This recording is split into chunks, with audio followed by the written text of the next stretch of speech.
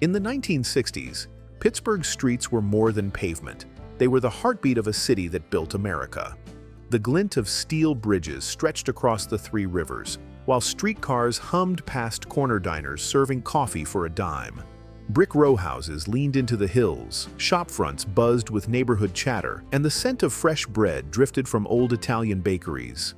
Every turn held a story, every block a piece of the city's soul. And today, we walk them again to feel the grit, the warmth, and the glory of Pittsburgh's golden era. Market Square. At the heart of the city, Market Square was always buzzing. A patchwork of produce stalls, cafe tables, and the chatter of neighbors swapping news over steaming cups of coffee. The air smelled of fresh bread from corner bakeries, and kids would tug at their parents' hands to see the buskers playing lively tunes on the cobblestones. Sunlight would glint off shop windows, casting a golden glow across the square, while the clink of cups and the laughter of old friends seemed to linger in the air long after the day was done. Even now, if you close your eyes, you can almost hear the hum of life that made it feel like the very heartbeat of Pittsburgh. Forbes Field.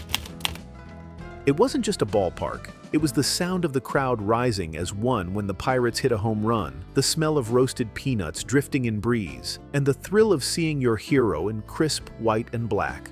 Families came early, not just for the game, but for the magic of being together in those weathered wooden seats.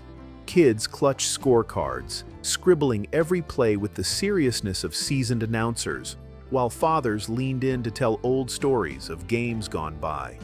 And as the sun dipped behind the stands, the glow of the field lights made it feel like every inning could be a moment you'd remember for the rest of your life. Kennywood Park. The laughter from the roller coasters echoed across the Monongahela, mixing with the sweet scent of cotton candy and funnel cakes. Teenagers walked the midway hand in hand, daring each other to ride the Thunderbolt, while grandparents watched from shaded benches, smiling at a world of pure fun spinning around them. Carousel music floated gently through the summer air, and the flashing lights of the games promised prizes that felt like treasures. Every corner seemed alive with the simple joy of a day where time slowed down, and the only thing that mattered was the next ride. Strip District. A kaleidoscope of colors and aromas, the Strip was alive with stacked crates of oranges, barrels of olives, and rows of hanging sausages. Shopkeepers greeted you by name, slipping an extra sweet into a child's paper bag, and music from open doors spilled onto the street, turning errands into little adventures. The air carried the mingling scents of fresh bread, roasting coffee, and the tang of pickles from open barrels. Each corner a temptation for the senses. Street vendors called out their best deals with voices full of pride, while neighbors lingered to share a story or two before moving on. If you ever find yourself in Pittsburgh, let the Strip be your first stop. You'll leave with a full heart, a heavy bag, and a story worth telling. Point State Park Fountain. Where the three rivers meet, the fountain rose like a shimmering crown, sending mist into the summer air. Families strolled the paths, children racing ahead to feel the cool spray on their cheeks, while couples lingered on benches with ice cream cones in hand. The water danced against the skyline, catching the gold of the late afternoon sun, and the hum of the city faded into the soft rush of the spray. On warm evenings, the air carried the scent of the river, and the sky blushed in shades of pink and lavender, as if the whole city paused just to watch the day end here. Downtown Kaufmann's department store. Kaufmann's wasn't just a store, it was a tradition. Its grand windows came alive every holiday season, glowing with magical displays that drew families from all over the city. Inside, the air carried the warm scent of roasted nuts from the basement snack counter, and elevators with brass gates chimed softly as they opened onto bustling floors. Shoppers browsed beneath high ceilings, their footsteps echoing on polished tile, while the store's famous clock outside became a meeting place for friends and first dates alike. Even now, the memory of its twinkling lights and lively chatter lingers like the faint perfume of a time when downtown was the heart of Pittsburgh's dreams. Three Rivers Stadium. Even before the stadium's completion, the area hummed with anticipation. The river breeze carried talk of the future, of new games and new heroes to come.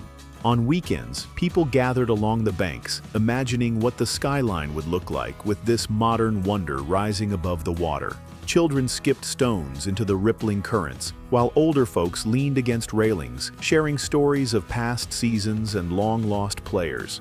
The scent of hot pretzels and roasted peanuts from nearby vendors drifted on the wind, blending with the faint metallic tang of the river. It felt as if the city itself was pausing, holding its breath, ready to step into a new chapter where cheers would echo and history would be made just beyond the horizon. Westinghouse Electric Building. Its towering presence spoke of industry and innovation, but inside, there was a quiet pride. Engineers with rolled-up sleeves sketching blueprints, typists tapping away in rhythm, and break rooms where stories and laughter were as common as coffee. The Civic Arena. In the 1960s, the Civic Arena wasn't just a building, it was Pittsburgh's shimmering crown jewel of entertainment. Its silver dome caught the sunlight by day and the glow of the city lights by night, looking like something that had landed from the future. On warm summer evenings, the great steel roof would roll back, revealing the open sky above as music floated into the night air. Inside, the red seats filled with families, young couples on date nights, and groups of friends buzzing with anticipation. You could hear the soft hum of conversation, the smell of popcorn in the air, and the crackle of the loudspeakers before the first note played.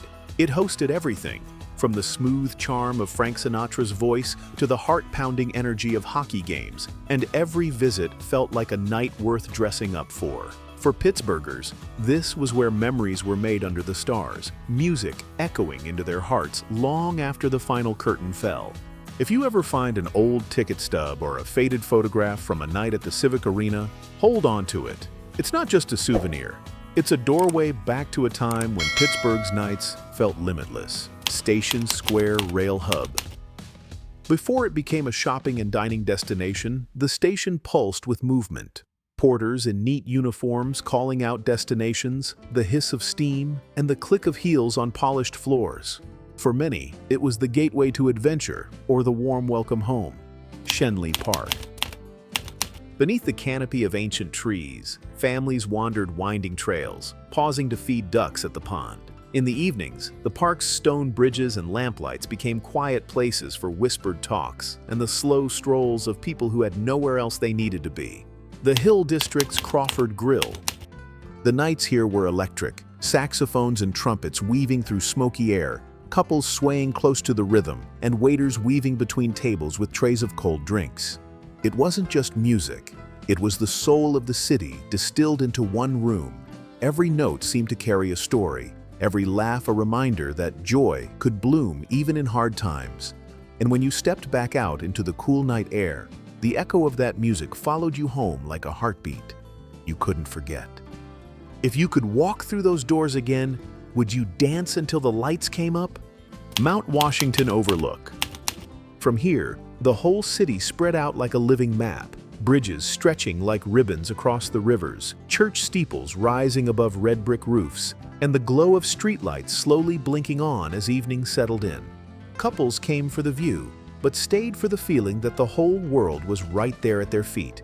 And so, our walk through Pittsburgh's 1960s streets comes to an end. The neon may have dimmed, the shop windows changed, but the laughter, the music, and the warmth of those days still echo if you listen closely. Time moves on, but the heart of Pittsburgh never really left. Until our next journey, keep its memory alive. See you on the next walk through time.